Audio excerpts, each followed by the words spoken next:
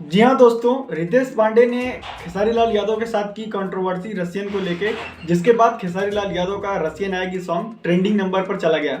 जी हाँ दोस्तों, आपका स्वागत है बाबा खबरी पर और ऐसे भोजपुरी अपडेट जानने के लिए हमारे चैनल को लाइक से सब्सक्राइब जरूर कर लीजिएगा। बात करते हैं खेसारी लाल यादव के रसियन आएगी सॉन्ग के बारे में। उनका ये सॉन्ग जो आया था वो ट्रेंडिंग सेक्शन पर चला गया है और मैं आपको बता रहा हूँ खेसारी लाल यादव के साथ जो ये कंट्रोवर्सी रितेश पांडे की हुई थी, ये बस इस गाने को चलाने के लिए हुई थी। हालांकि रितेश पांडे ने कहा था कि रसियन अभी बहुत लोग लाएंगे, यहाँ गुरु आई भी और नाचकर चली गई। इस बात को लेकर खेसारी लाल यादव थोड़ा सीरियस हो गए और भाई साहब एक रसियन नहीं, कम से कम 4-5-7 रसियन के साथ उन्होंने गाना शूट किया। मैं आपको बता रहा हूँ ये गाना काफी लाजवाब और धमाकेदार है और इसका जो वीडियो सॉन्ग आएगा वो तबाही मचाने वाला है यूट्यूब पर, क्योंकि इस वीडियो गाने में आपको खेसारी लाल यादव आधा दर्जन रसियन के साथ दिखने वाले हैं और एकदम बवाल मचाएंगे।